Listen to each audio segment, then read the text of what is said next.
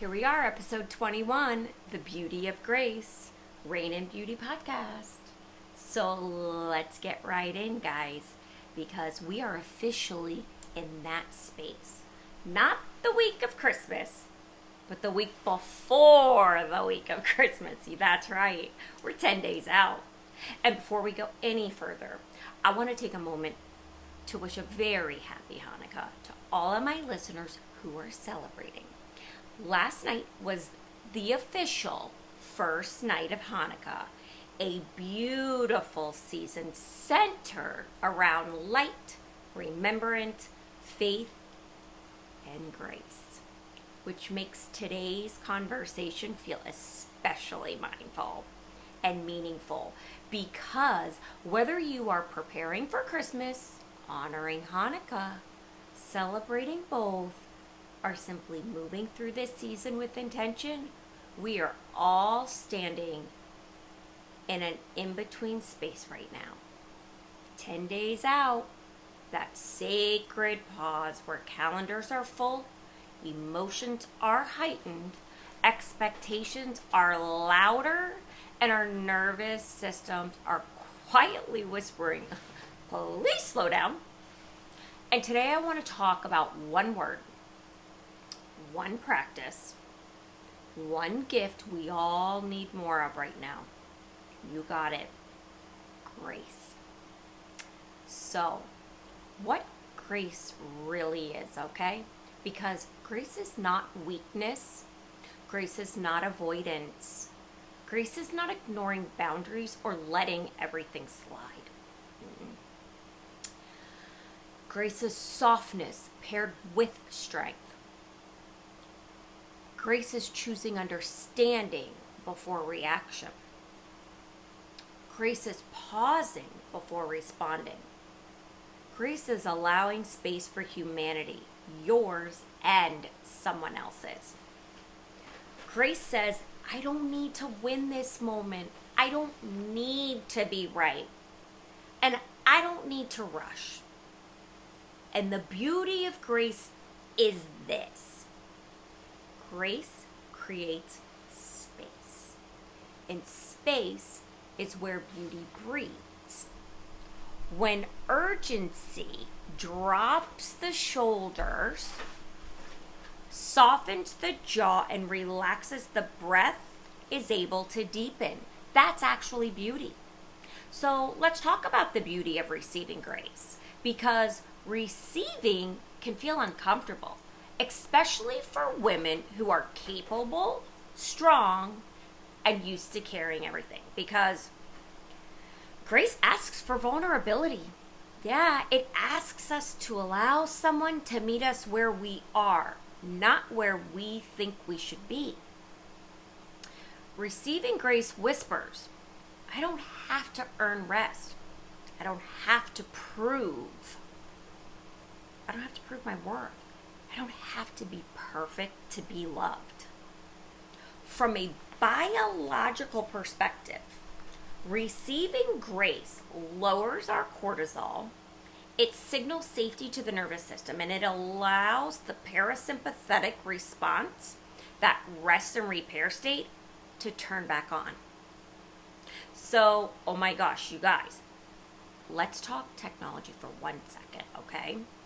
And this is where I want to pause, because for just a moment, because it's really fascinating to me. How many of you out there are Apple phone and Apple Watch users?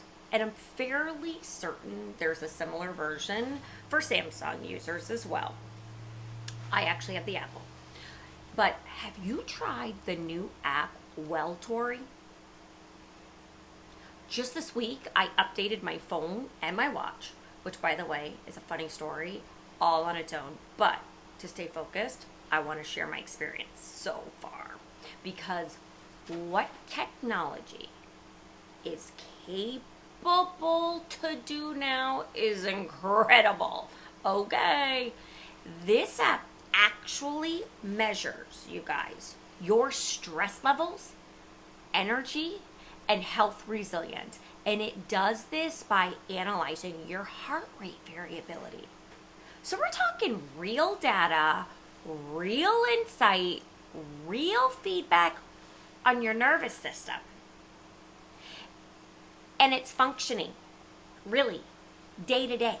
It actually breaks down what's happening with your parasympathetic nervous system, how well your body is resting, recovering, and regulating itself. I'm going to research this a bit more and talk about it deeper in another episode, but I wanted to just put it on your radar for now, because seeing your body's response in real time, it's eye-opening. It's incredible. It's empowering. And honestly, it's a little mind-blowing, I gotta tell you. So I'm excited to learn more about this app. But let's talk about the beauty of giving grace. Giving grace is one of the most powerful forms of leadership. Grace doesn't excuse harmful behavior, but it does allow room for humanity. Grace says, I see you. I understand you may be carrying something I can't see. I choose compassion over judgment. And here's the beauty. Giving grace doesn't just help the other person, it frees you.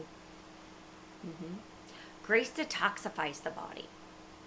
It releases emotional inflammation. It prevents tension from being stored in our tissues. Grace elevates the energy of an entire room. And grace is light, okay? And this conversation feels especially fitting this week, as many of our listeners are honoring Hanukkah, a celebration which is rooted in light. We're reminded that grace often shows up the same way light does. Quietly, consistently, one flame at a time. Grace doesn't need a spotlight. It simply needs intention. And like the candles of the menorah, grace multiplies. One softened moment leads to another. One kind response shifts an entire interaction. Beauty doesn't demand perfection. Beauty lives in light.